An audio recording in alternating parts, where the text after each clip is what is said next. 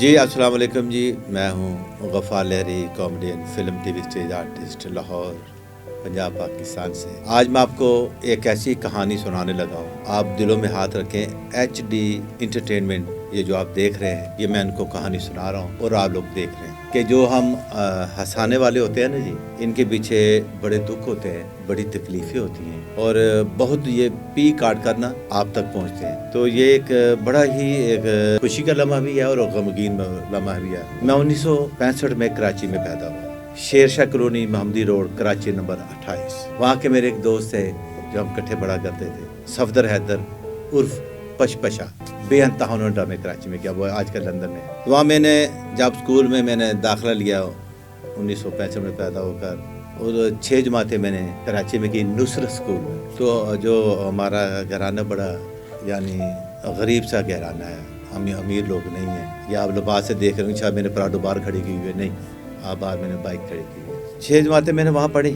پڑھنے کے بعد مجھے نا اسکول کے درمیان ہی مجھے نا ایک شوق تھا، جنون تھا جانور پرندوں کی آوازیں نکالنے کا۔ تو وہ جب وہاں اسکول میں رزلٹ بولا جاتا تھا ہر سال، تو وہاں مجھے نا ایک چانس ملا کہ آپ آوازیں نکالو۔ چھوٹا تھا میں اس وقت، تھا 10 سال کا کے قریب تھا، 12 کے سال کے قریب۔ تو میں نے ایک کوشش کی کہ کچھ آپ کو آتا ہے، آپ کو انعام دیا جائے گا۔ تو میں نے کچھ آوازیں نکالی، میں نے کہا سنائیں۔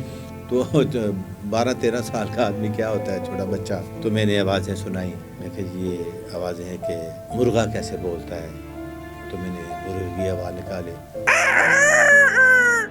تو یہ میں نے مرغے کی آواز نکالی اور تالیاں بجیں۔ تو میں ایک دم اسٹینڈ بائی ہو گیا کہ میں کہا یار کیا بات ہے، یہ تو بڑا حوصلہ افزائی میری میڈم نے کی۔ اس کے بعد میں نے کہا یہ آپ کو بطخ کی آواز، آپ کو ڈک کی نکالنے لگا ہوں۔ بڑے خوش ہوئے، بچے بھی تالیاں مارنے لگے، میرا حوصلہ بہت بلند ہوا۔ پھر اس کے بعد میں نے اور آوازیں نکالی، کوے کی نکالی، بڑے خوش ہوئے۔ پھر اس کو میں نے کیٹو کی نکالی، بلی کی، پھر اس کے بعد میں نے تالیاں بجنے لگی، میرا تو حوصلہ بڑھ گیا۔ میں کہا یار یہ کام بہت اچھا ہے۔ میں نے بھینس کی آواز نکالی،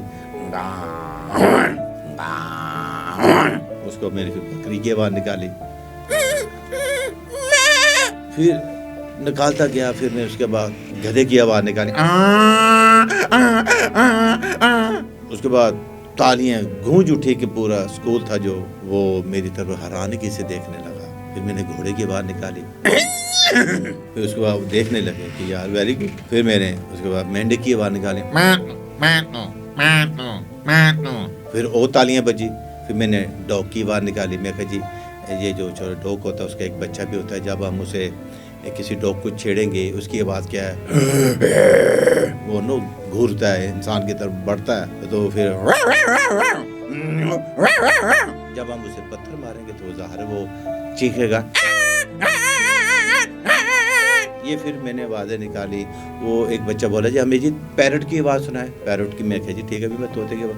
اب پیرٹ کی 3 آوازیں ہیں، وہ میں نے جب بچوں کو سنائی، بچے تو میں کہتا ہوں لوٹ پوٹ ہو گئے، اور میڈم ہنس کے لوٹ پوٹ ہو گئی۔ اور پھر میں نے وہاں سے اسکول سے آغاز کیے یہ پرندوں کی، جو میں آپ کو یہ آوازیں سنائی ہیں۔ کراچی سے ہم لوگ 15 سال کا تھا جب میں مزنگ چوکی میں آ گئے۔ اب جو خالہ کے پاس ہم ان کے ساتھ اکٹھے رہنے لگے۔ رہنے کے بعد اب میں نے سوچا کہ اب یہاں کیا کیا جائے، مگر شوق تھا، یہ جنون تھا جو حوصلہ افزائی کا جو مجھے کراچی میں مجھے ملا نصرت اسکول میں، جو آج بھی میں نہیں بھولتا۔ مگر وہ جو جنون تھا کراچی کا، نصرت اسکول کا، جو میرے فنکار جو اندر ٹکنے نہیں دیتا تھا کہ تم نے کچھ کرنا ہے، تم نے کچھ بننا ہے۔ تو میں اپنے جوتیوں کا کام میں نے اپر کا سیکھا، اپر کا میں نے ڈیزائننگ کا سیکھا، اور وہ میں نے ڈیزائننگ کا کام سیکھتا میں سیکھتا گیا، چلتا گیا۔ جب میں نے کوئی 4 5 6 7 سال کیا، جب میری عمر کوئی 20 22 سال کے قریب ہوئی، تو میں نے کیا سوچا کہ اس کو کچھ کرنا ہے۔ میں تھوڑا سا نا دیکھا کہ اسٹیج کی طرف، فلم انڈسٹری کی طرف کون جس کا اس وقت نام ہے، تو میں نے دیکھنا شروع کیا۔ میں نے کہا چلو اسٹوڈیو چکر لگاتے ہیں۔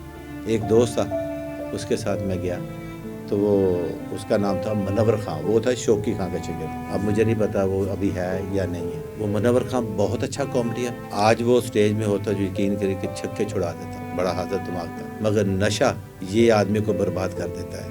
میں نے ڈیزائننگ بھی نہیں چھوڑی، ابر بھی بناتا رہا۔ اب میں اسٹوڈیو میں وہ منور خان ہے جس کا مجھے ایک تھوڑی سی سپورٹ ملی، وہ کہتا میں شوقی خان صاحب کا شاگرد ہوں، اور اللہ تعالیٰ شوقی خان صاحب کو کروڑ جنت نصیب عطا فرمائے۔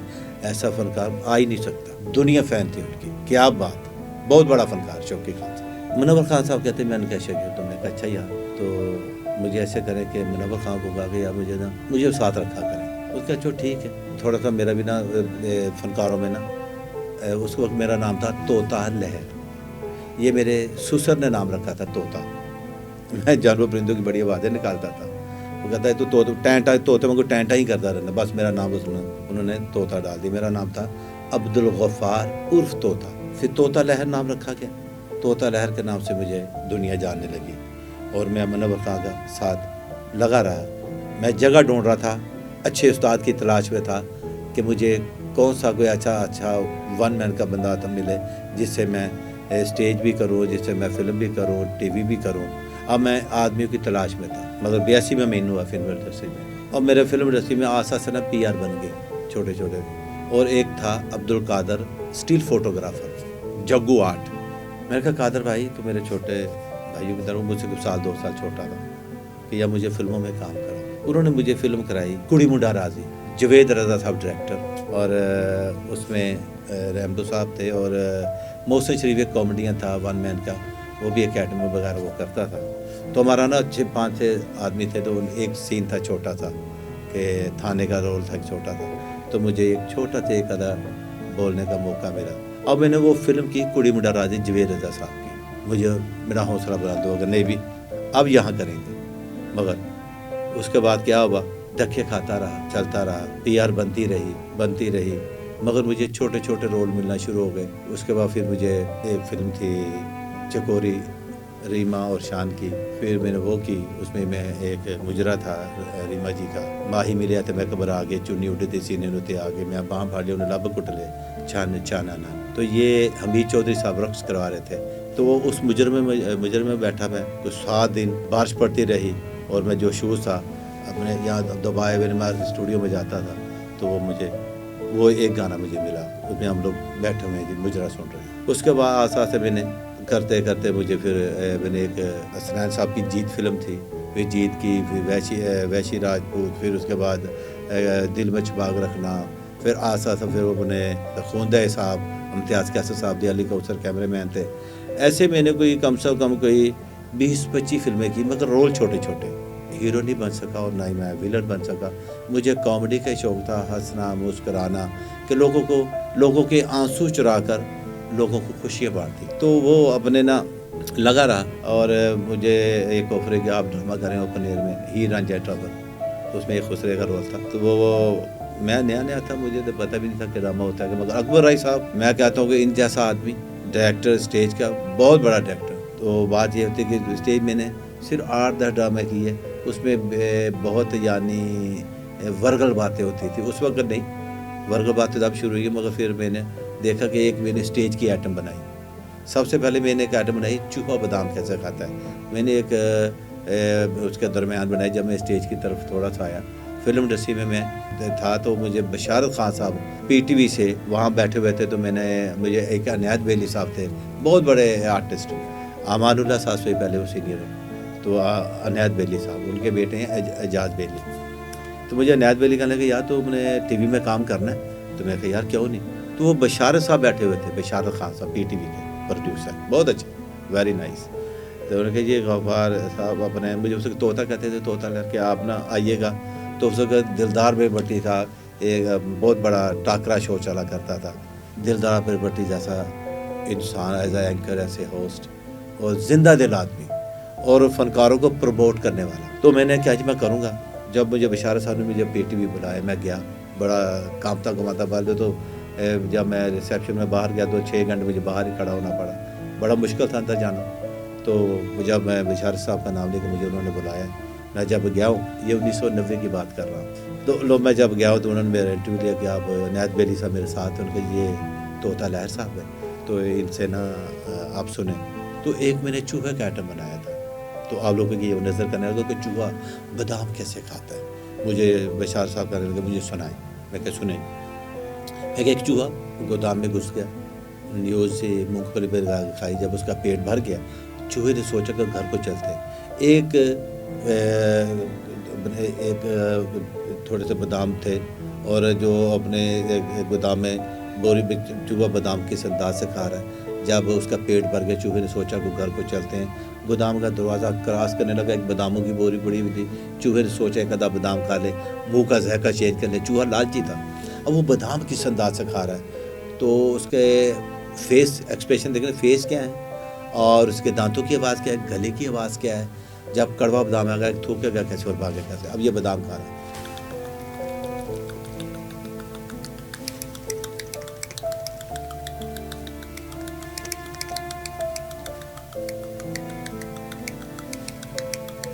جو گودام کا مالک ہے اسے کھٹکھٹا کی آواز آئی, شاید اندر چور گھس گیا. اس نے آ کے دروازہ کھولا, دروازے کی آواز کیا ہے,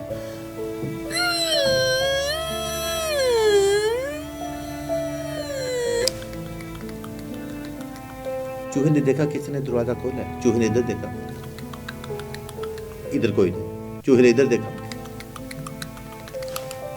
گھبرا گیا کہ اتنا لمبا آدمی کون ہے. پاؤں سے لے کر سر تک چوہے کو دیکھنا ہے, وہ آدمی کو دیکھنا ہے چوہے نے, اور جب کڑوا بادام آنا تھوکنا کیسے اور بھاگنا کیسے, اپنے پاؤں سے دیکھ رہا ہے.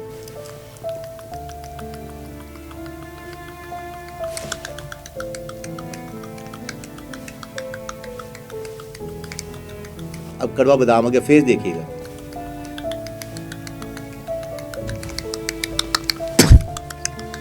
اور لو جی, یہی اتنا سا ایٹم, یہی ایٹم سٹار پلس سے چلا. جب میں نے یہ پہلا فرسٹ ایٹم سنایا ہے بشارت صاحب تو وہ لوٹ بوٹ ہو گئے. ان کے یار یہ کیا بنایا, میں کہا جی بس فیس ایکسپریشن ہے.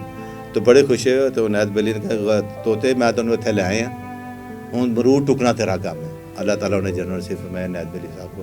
پی ٹی وی میں مجھے انٹروڈیوس کرانے والے عنایت بیلی صاحب ہیں. آج ان کا بیٹا بھی سنو گا, اعجاز بیلی. میں ہمیشہ ایک خاندانی آدمی, جس نے مجھے سپورٹ دی میں لازمی اس کا نام لیتا ہوں. یہ مجھے فخر ہوتا ہے.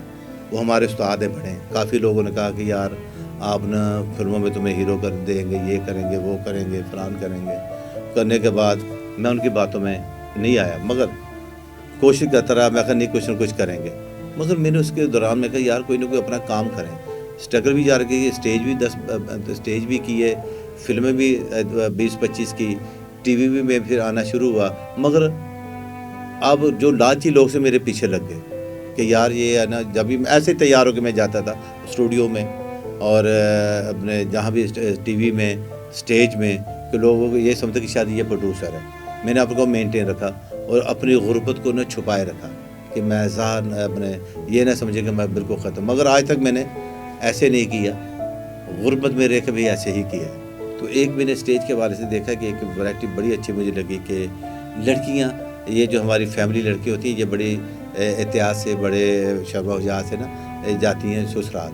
میں کہا اسٹیج کی لڑکی کی شادی ہو جائے تو یہ شادی والے دن بھی اپنے ماں باپ کو جھکتے لگانے میں باز نہیں آتی. اب یہ اسٹیج کی لڑکی کی شادی ہے, وہ کس انداز سے رو رہی ہے, باپ کے منہ میں دانت نہیں ہے, وہ کس انداز سے رو رہا ہے. اب لڑکی تیار ہوئی,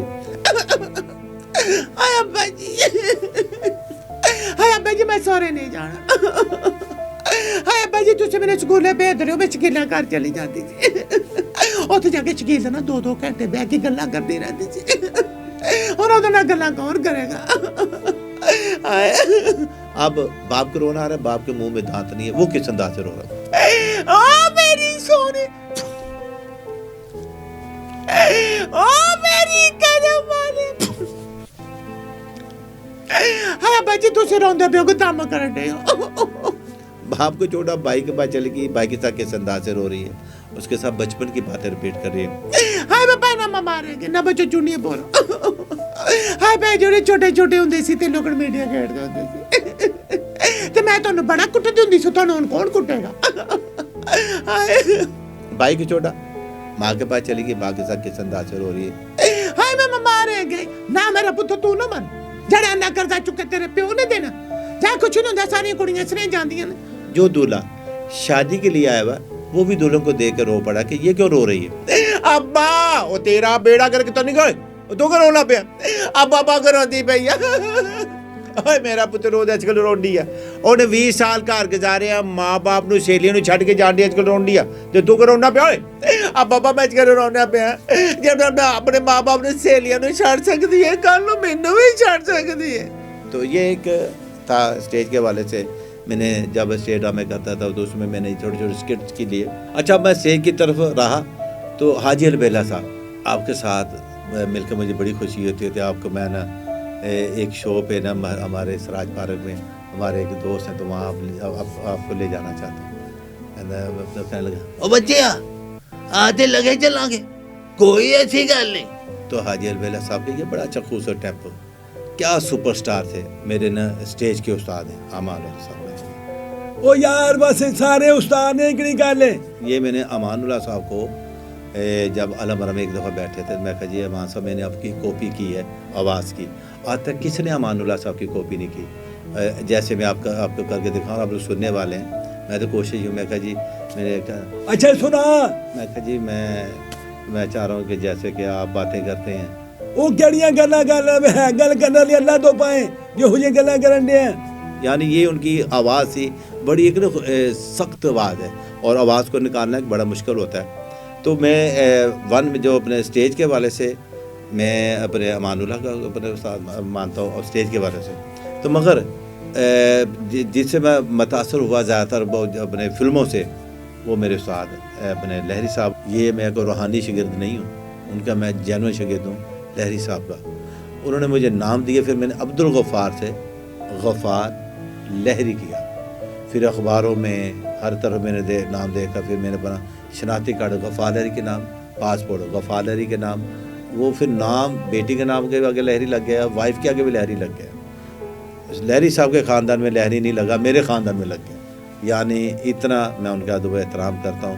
انہوں نے نام دیا, پھر اس کے بعد پھر میں نے لہری صاحب کا نام ایسا ہی برکت پڑی لہری صاحب کا نام, کہ میرے استاد کا نام تھا سفیر اللہ صدیقی عرف لہری. احساس فلم تھی رنگیلا اور لہری صاحب کی. رنگیلا صاحب رشتہ لینے آتے ہیں لہری صاحب سے. آپ کو پتہ ہے کہ اللہ تعالیٰ جنت نصیب فرمائے, لہری صاحب کو اور رنگیلا صاحب کو دونوں لیجنڈ تھے. اور رنگیلا صاحب کے اپنا کے انداز, اب فیس ایکسپریشن تھے, وہ فیس ایکسپریشن کیا. اور لہری صاحب کا ایک بہت بڑا انہیں ایک اعزاز ہے کہ وہ اپنے لکھے ہوئے خود ڈائلاگ بولا کرتے تھے. کسی رائٹر کے ڈائریکٹر کے وہ لکھے ہوئے رائٹر کے ڈائلاگ نہیں بولتے تھے, اپنے لکھے ہوئے بولا کرتے تھے. تو میں اپنے جیسے اب میں سنانا رہوں کہ رنگیلا صاحب آئیں, ایک ہی بات لہری صاحب نے کرنی ہے تو وہ ہلا کے رکھ دیتے تھے زومنی بات. یہ رنگیلا صاحب آئے نہیں ایک ہی ہو گیا ایسے صاحب اللہ خیر کرے, رشتہ لینا ہے کتے چپیڑی نہ کٹ مارے. ایسے صاحب یا اللہ کمبل نہ پیر کتے کی ہو گیا. اے سیٹ صاحب یا اللہ میں نے ہمت دے کہ تم نے اس سے انکار ہی نہ کر دے. اے سیٹ صاحب مجھے اپنی فرزندگی میں لے لیجیے. M M M. تو لہری صاحب بولے دیکھیے برخوردار بات یہ ہے کہ ہم اپنے خاندان میں ایک اور گدھے کا اضافہ نہیں کرنا چاہتے. تو یہ ان کی ایک زوم میں نے باتیں ہوا کرتی تھی, خوبصورت باتیں ہوا کرتی تھی. اور انہوں نے یہ پہلے فنکار ہیں جنہوں نے 12 ایوارڈ لیے اور پرائڈ آف پرفارمنس ہیں. اور انہوں نے ایک چہرے نیشنل کام کیا لہری صاحب نے. اور پھر اس کے بعد میں فلموں میں کام کرتا رہا, اسٹیج پہ بھی کیا, ٹی وی میں 33 سال تو مجھے خالی پی ٹی وی کرتے ہو گئے, پھر جیو بہت جتنے چینلز ہیں سب میں نے کام کیا. اسٹینڈ اپ کامیڈی کی طرف پھر میں آیا. میں نے پھر ایک ایٹم بنایا 20 آوازوں میں, جو آج کل بڑا اپریشیٹ کیا جا رہا ہے کہ پورے ورلڈ میں پوری دنیا میں آج تک ایسا نہیں ہوا جو میں آپ کو اب کر کے دکھانے لگا ہوں کہ 20 ساز کو میں نے ایک ٹریک میں بند کیا. گانا تھا چل چلیے دنیا دوسرے نکرے جتھے بندہ نہ بندے دی ذات ہوئے. شہنشاہ غزل استاد مہدی حسن صاحب نے گایا, اور میڈم ملکہ ترنم نور جی ویسے بھی ماں تھی اور فن کی بھی ماں تھی. ایسی سروں کی ملکہ آج تک نہ ہے اور نہ ہی آئے گی. وہ ایک ہی تھی اور ایک ہی شہنشاہ غزل تھے. ان کا دونوں ڈیوٹ گانا تھا. اس سے میں نے ڈیوٹ بعد میں گایا, اور اس میں نے 20 میوزک, میں آپ کو میوزک سناتا ہوں.